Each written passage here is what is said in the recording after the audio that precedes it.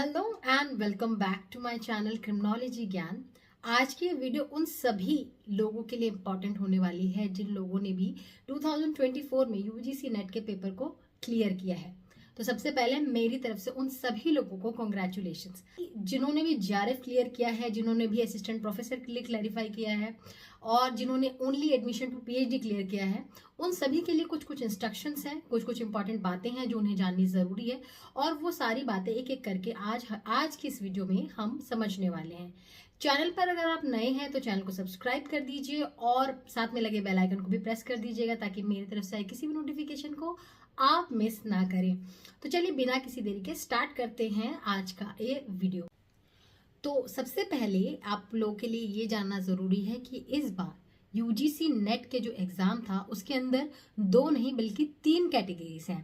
पहला junior research fellowship के लिए जिन लोगों ने क्लियर किया है, दूसरे वो लोग जिन्होंने assistant professor and net clear किया है एंड तीसरे वो कैटेगरी जिन्होंने पीएचडी एडमिशन के लिए क्लियर किया है। अब ये तीनों कैटेगरीज में जो लास्ट कैटेगरी है वो इस बार न्यूली इंट्रोड्यूस करी गई है बाय यूजीसी नेट।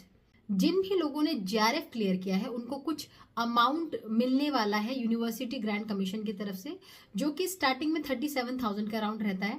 इसके अलावा आपको एचआरए और कंटिजेंसी भी मिलता है।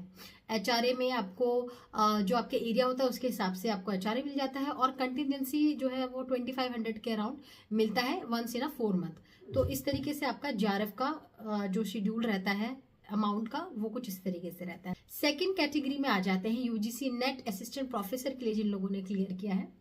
अब इन लोगों को जो फेलोशिप है वो जेआरएफ नहीं मिलता है, लेकिन जो लोग कैटेगरी से बिलोंग करते हैं जैसे कि ओबीसी हो गया और एससीयू कैटेगरी से हो गया या फिर पर्सन विद डिसेबिलिटी कैटेगरी से जो लोग बिलोंग करते हैं उनको कुछ अमाउंट ऑफ फेलोशिप मिलता है और वो जो है उसकी जो लिस्ट है वो भी आपको यूजीसी नेट की वेबसाइट पर ही मिल जाएगा। लेकिन ये जो लिस्ट आती है वो कुछ 2-3 महीने के बाद आती है, तो आपको एकदम से नहीं पता चलेगा कि आप फेलोशिप के लिए क्लियर हैं या नहीं है।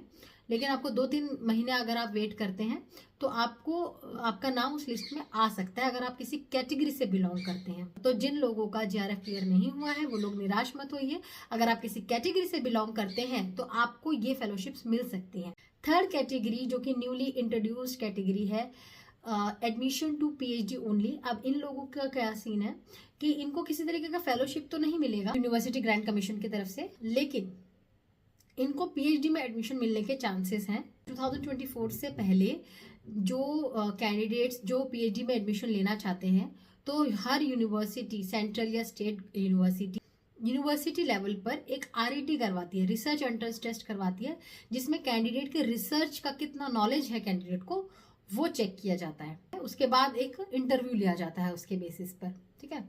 अब इंटरव्यू लेने के बाद उस बच्चे को जो है एडमिशन दिया जाता है पीएचडी के अंदर, ठीक है। अब वो जो एंट्रेंस टेस्ट है वो नहीं लेकर अब डायरेक्टली जो पीएचडी एडमिशन टू पीएचडी में जो आपने मार्क्स अटेन करे हैं वो मार्क्स यूज कर लिए जाएंगे, आपको अलग से एंट्रेंस टेस्ट देना नहीं पड़ेगा।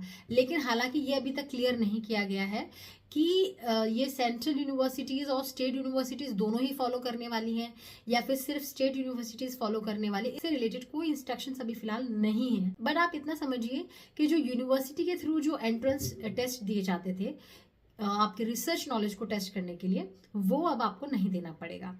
तो ये आपका फायदा रहेगा अगर आप एडमिशन टू पीएचडी कर रहे हैं तो। अब एक और इम्पॉर्टेंट बात मैं आपको बता देती हूँ। अब वैलिडिटी की बात करते हैं कि जो भी आपको स्कोर कार्ड मिलने वाला है उसकी वैलिडिटी कितने टाइम तक के रहने वाली है। तो जो भी लोग कैटेगरी 2 और कैटेगरी 3 यानी कि जिन्होंने नेट के लिए क्वालिफाई किया और जिन्होंने एडमिशन टू पीएचडी ओनली, ये इन 2 कैटेगरीज में जो लोग आ रहे हैं उन लोगों का जो स्कोर कार्ड का जो वैलिडिटी है वो 1 साल तक ही रहेगा। यानी कि जब आपका रिजल्ट डिक्लेयर किया गया उससे 1 साल के अंदर अंदर आपको पीएचडी में एडमिशन लेना पड़ेगा किसी यूनिवर्सिटी में। अदरवाइज ये जो आपका स्कोर कार्ड है ये नल एंड वॉइड हो जाएगा, इसका आप कोई वैल्यू नहीं रहेगा, ठीक है। तो आपको विद इन 1 ईयर आपको एडमिशन लेना पड़ेगा। अब बात कर लेते हैं कि जिन बच्चों ने जेआरएफ क्लियर किया है, ठीक है, उनका पीएचडी में एडमिशन कैसे होगा और जो लोग कैटेगरी 2 और कैटेगरी 3 से बिलोंग कर रहे हैं उनका एडमिशन कैसे होगा पीएचडी में। तो जिन लोगों ने जेआरएफ क्लियर किया है उनको सिर्फ एक इंटरव्यू देना होगा जिसमें उनको अपना एक रिसर्च प्रपोजल जो एक बेसिक आइडिया है कि अब वो क्या करने वाले हैं, किस पर काम करने वाले हैं, किस पर रिसर्च करने वाले हैं, उसका एक बेसिक आइडिया जो है आपको एक प्रपोजल, रिसर्च प्रपोजल आपको उनको जो है प्रेजेंट करना पड़ेगा। ठीक है, वो सिर्फ एक इंटरव्यू होगा आपका। अब जो कैटेगरी 2 और कैटेगरी 3 में जो लोग हैं उनके 70% मार्क्स रहने वाले हैं नेट के और 30% मार्क्स रहने वाला है आपका इंटरव्यू का। अब ये रिसर्च प्रपोजल में आपको क्या क्या चीजें देनी है, और देखो रिसर्च प्रपोजल जो भी आप बनाएंगे वो एक बेसिक आइडिया होता है कि आप क्या आगे पीएचडी में क्या पढ़ना चाह रहे हैं, किस बारे में आप रिसर्च करना चाह रहे हैं, उसका एक प्रपोजल आप बनाकर देते हैं। ये जरूरी नहीं है कि जो आपका पीएचडी का टॉपिक होगा और जो आप रिसर्च प्रपोजल बनाकर दे रहे हैं वो सेम हो, ये जरूरी नहीं है। यहाँ पर सिर्फ अपने रिसर्च प्रपोजल देने, जो आपका रिसर्च प्रपोजल जो आप देते हैं उससे सिर्फ ये आइडिया लगाया जाता है कि आपको रिसर्च की कितनी नॉलेज है और आप अपनी चीज़ों को लेकर कितने क्लियर हैं, उस चीज़ का एक बेसिक नॉलेज लिया जाता है। बस इतनी सी बात आपको उस इंटरव्यू में आपको क्लियर करनी होती है। सो आई होप मैंने जो सारी इंपॉर्टेंट चीज़ें हैं वो कवर कर ली हैं, और इससे फिर भी अगर आपको कोई डाउट है इससे रिगार्डिंग तो आप मुझे नीचे कमेंट सेक्शन में पूछ सकते हैं। एंड साथ के साथ अगर आप मुझे चाहते हैं कि मैं किसी दूसरे टॉपिक पर नया वीडियो बनाऊं तो आप मुझे वो भी कमेंट पे बता सकते हैं। मिलते हैं नेक्स्ट वीडियो में, टिल देन बाय बाय।